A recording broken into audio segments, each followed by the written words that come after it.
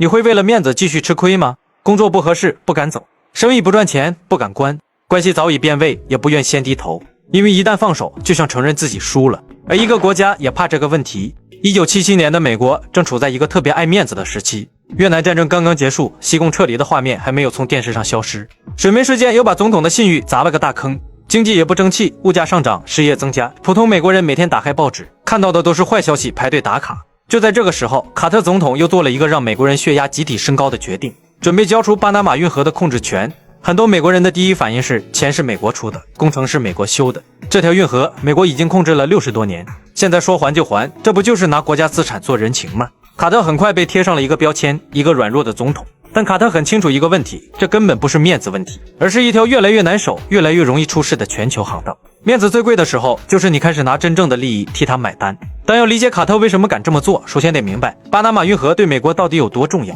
在这条运河出现以前，美国虽然同时面对大西洋和太平洋，却有一个相当尴尬的问题：东西两岸的军舰想见一面，不能直接横穿美国，他们得先一路向南，绕过整个南美洲，再从最南端的合恩角拐回来。这一圈下来，路程上万公里。1898年，美西战争爆发，美国俄勒冈号战列舰从太平洋赶往加勒比海，绕行约12000英里，足足用了60多天。等他赶到时，美国人终于意识到，国家虽然已经有了2支海军，但中间的交通方式还停留在有事写信。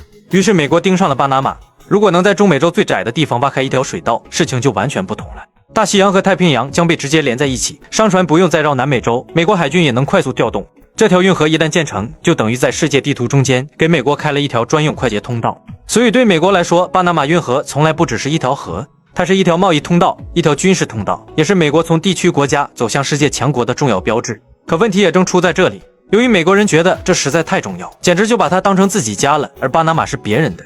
1903年，巴拿马还没有完全站稳脚跟，它原本属于哥伦比亚。美国想修运河，先去找哥伦比亚谈，双方谈了一份协议，美国准备出钱换取修建和管理运河的权利。可哥伦比亚参议院一看，觉得条件不合适，拒绝批准。美国很不高兴，于是后果很严重。美国开始在怂恿巴拿马搞独立，哥伦比亚军队正准备前往实施1秒8棍的技能时，美国军舰很及时地出现在附近，阻止哥伦比亚军队过来处理局面。1903年11月3日，巴拿马宣布脱离哥伦比亚。仅仅10几天后，一份影响巴拿马近100年的条约就摆在了桌上。奇怪的是，代表巴拿马谈判的人居然不是巴拿马人，他叫布瑙瓦里亚，一个法国工程师。他之前参与过法国修建巴拿马运河的项目，手里还有相关投资。运河如果重新开工，他也能跟着回血。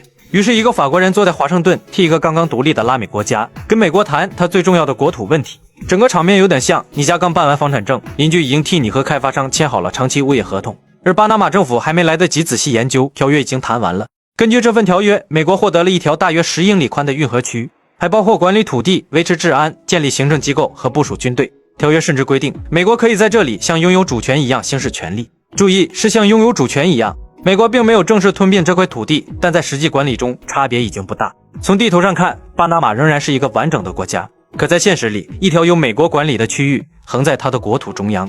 巴拿马人站在旁边，看着自己国家最重要的一块土地被经营成了别人家的重点项目。当然，美国人也有自己的理由。过去法国人修过，失败了，热带雨林、暴雨、塌方、黄热病和疟疾轮番登场。这项工程不是挖条水沟，而是在大自然的主场硬开一个世界级副本。美国后来投入巨额资金，还付出了大量人员伤亡。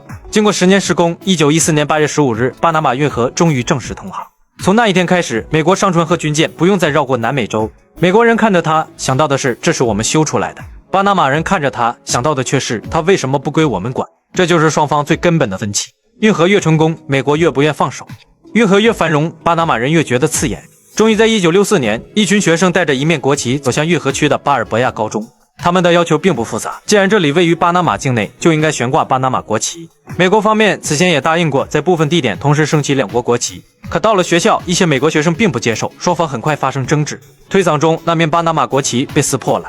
消息传出去以后，越来越多巴拿马人涌向运河区。最初只是一群学生之间的冲突，很快变成警察与人群对峙，随后枪声响起，骚乱不断扩大，最终双方多人死亡，数百人受伤。巴拿马甚至一度与美国中断外交关系。表面看，这场冲突是为了挂哪面国旗，但所有人心里都清楚，是巴拿马人忍了60年的那口气，终于找到了出口。1964年的冲突让华盛顿第一次真正意识到，旧条约已经不是一份稳定协议，它正在变成一个随时可能再次爆发的火药桶。约翰逊政府很快同意重新谈判，此后的尼克松、福特也没有放弃这件事。换了总统，换了谈判团队，文件越堆越厚，问题却一直没有解决。因为美国舍不得放弃控制，巴拿马又不可能接受永远被控制，双方就这样谈了10多年。到了1974年，美国国务卿基辛格与巴拿马外长塔克终于确定了新的谈判原则。美国开始接受一个过去不愿承认的事实：运河区不可能永远由美国管理。可真正推动事情走到终点的，还是3年后上台的卡特。他面对的美国刚刚从越南战争和水门事件中走出来，国内最怕听见的2个字就是退让。偏偏卡特要做的正是结束美国对运河区的永久控制。这看起来像是专门挑美国人情绪最差的时候，再往伤口上撒一把盐。可卡特看到的却是另一种危险。巴拿马的军队自然是打不过美国一点，真要硬碰硬，彼时的美国能让他体验到什么叫做非一般的感觉。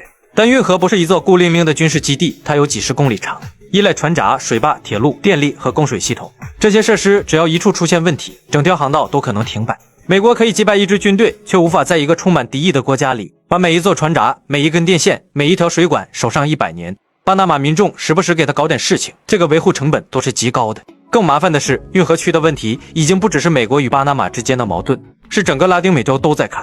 他们看到的是美国一边强调尊重各国主权，一边却在巴拿马国土中央维持着一片由自己管理的区域。彼时正是美苏冷战最火热的时期，都在秀自己有多优秀、多文明。美国继续这么干，很明显就是在打自己脸。于是1977年9月7日的华盛顿，美洲20多个国家的领导人来到现场。卡特和巴拿马领导人托里霍斯正式签下2份条约。第一份条约规定，从1979年10月1日开始，原来的巴拿马运河区正式取消，美国不能再把这里当成自己单独管理的一片区域，巴拿马恢复对这片土地的一般管辖权。但运河本身并没有立刻交出去，美国仍然负责运营和防卫，一直到1999年12月31日，也就是说从签字到完全移交中间整整22年。而是美国先把管理制度、技术人员、设备和运营经验一点点交给巴拿马。第2份条约规定，即使1999年以后，巴拿马运河也必须永久保持中立，不管哪个国家的商船都可以通过，而且在紧急情况下，美国军舰还可以快速通行。美国还坚持保留一个关键权利，如果运河遭